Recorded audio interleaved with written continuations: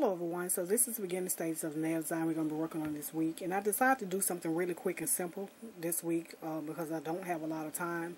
So I'm just going to be adding mainly a design on my ring finger, a really simple design.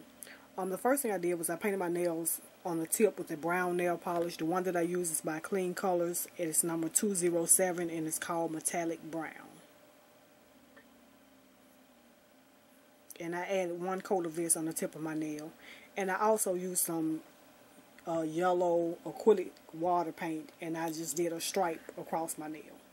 The rest of the design, I'm going to be hand painting a sunflower on my nail. The colors that I'll be using is like a darker shade of yellow. I added a little bit of white to make it a little bit lighter.